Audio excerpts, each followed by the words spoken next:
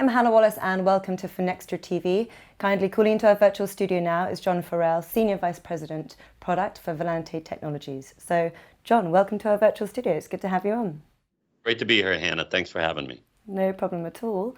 So today we're speaking off the back of Volante and Finextra's recent research together that looks at payments modernization, the cloud imperative. So it'd be great if you could kick things off and start by giving a brief introduction to the report's main aims and objectives. I think that's a good place to start. Yeah, well, as you probably know, we're very interested in payments as a service here at Volante. It's one of the key focuses of our business is to be able to bring to the market kind of an all-in-one package that allows banks to kind of rapidly evolve and rapidly change and take advantage of not only new technologies, but these new payment schemes, types, both private and public sector, that are coming up on a regular basis. And this is happening all over the world. So we wanted to look at this research and make sure, that we're on the right track. I think it kind of clearly shows that. And and I think we're seeing it too from a demand perspective in the market. Mm-hmm. And it found that adoption of platform as a service models is on the rise, didn't it? So can you run us through why you think this is? There's a lot of reasons. I think one of the obvious ones that we've all dealt with over the last 18 months is kind of been sped up by COVID. I think a lot of banks, financial institutions, or any kind of corporate entities for that matter, it became very obvious when everybody went home how much they actually did depend on the cloud and how it was appropriate for mission critical applications. And I think it fast forwarded that evolution by quite a bit.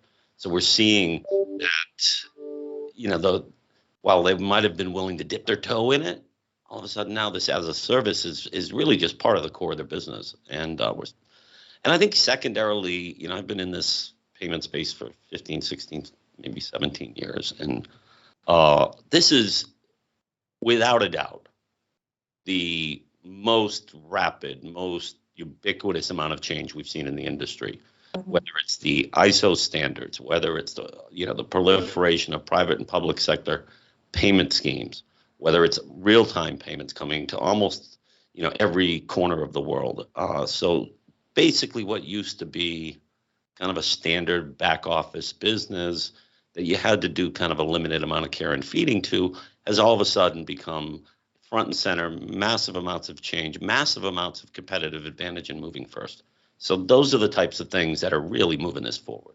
It's incredible to see how quickly things have moved on, I agree. And with over 50 real-time payment systems live across the globe today, there's ample of choice, but of course, some complexity that goes with that. So what are the issues here? What are financial institutions currently facing when connecting to real-time schemes? What about that?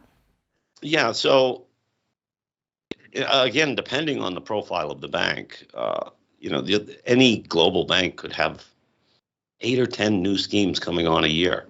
Right? In the payment space, that's a massive amount of change. And they're looking for places like or offerings like Volante where we can be the aggregator of that change, right? If the payment schemes themselves, they all vary, some to a lesser extent, some to a greater extent. But even just onboarding the bank onto a rail is important, but you still have to maintain it. And if they can kind of get that economies of scale of having a provider like us not only build it but care for it and feed it over time, and rapidly onboard them, it really makes it a pretty good offering. What you're going to see next are these RTP schemes starting to talk to each other. Mm-hmm. So at some point you'll see a ubiquitous RTP cross-border capability, which in some small areas of the world that's already happened, but that will get more and more widespread. And again, that increases complexity. It makes a better experience for the customer, of course. And, you don't send a payment off in the ether and wait for it to arrive based on some kind of nebulous instructions. You actually know it's going to hit that day. So you're seeing stuff like that happening right now. Mm-hmm. So increased choice and more complexity. This is something we're seeing a lot around cross-border payments as well, isn't it? So can you tell us a bit about how this landscape's evolving then? Yeah, so cross-border payments, if you really look at it, the delta between a cross-border payment and, say, the payment of accounts payable domestically, they're starting to look a lot alike, right? The world's getting smaller and rounder every year. Having this one-off, very, very special, very proprietary process to move money from one country to another, people are asking why does that still exist? How can I do this within the same process flows I have for processing my domestic payments? And you're seeing the big players jump into that. A bunch of, you've got Visa in there, MasterCard in there. You've got some of the big banks like JP Morgan Chase and Citibank offering these kind of ubiquitous cross-border services. So I think it's really customer driven, right? While, in the past, when I was a kid, sending a cross-border payment was an event. Now it just happens every week. It's just part of the business. So why not make it easy? And that's what we're seeing out there. And those capabilities are just going to continue to grow and continue to have more reach. All right, exactly. And so I'm hearing you out, and it's obvious that part of the reason platform as a service and cloud adoption is speeding up is clearly to address this complexity you talk about, right? So what should financial institutions look for in a cloud service then? What's your advice? Well, I think if they're looking at a PaaS solution or payment as a service solution, you're going to want reach. I think if you look at the traditional infrastructure that a bank supports for payments, they're typically supporting a stack for each payment type. I need something for ACH. I need something for RTGS. I need something for faster payments. And when you look at a PaaS solution, if you can get a one-stop shop there, the economics are going to look excellent. And your care and feeding, your maintenance, your crowdsourcing, that type of stuff. And really, at the end of the day, getting a better service.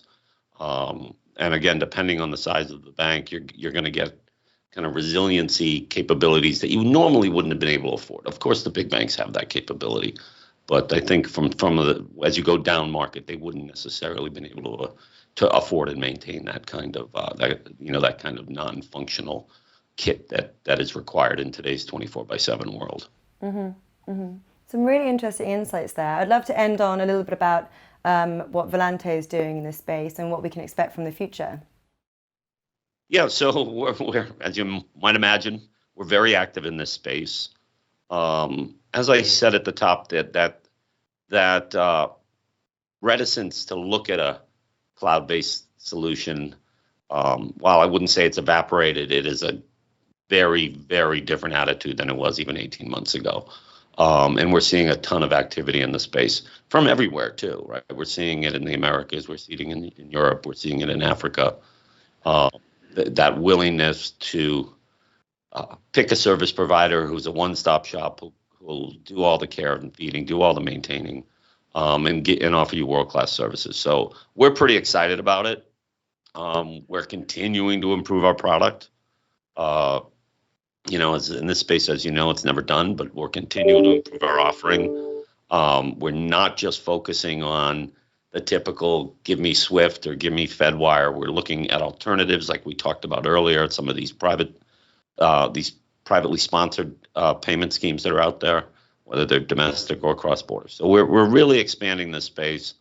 We're getting, and the other interesting thing, and I've touched on this, is we're getting a lot of interest up and down the tier levels. Mm-hmm. We're seeing a lot of interest from tier 1 banks down to tier 3, 4, 5 banks. And our sales guys are pretty excited about it too. So. Brilliant. Well, John, thank you so much for calling in and sharing your insights. Some good advice weaved in there as well. And I urge anyone to learn a bit more to go and download that report and have a read. But for now, we'll leave it there. Thank you very much. Thanks, Anna. Great to be here.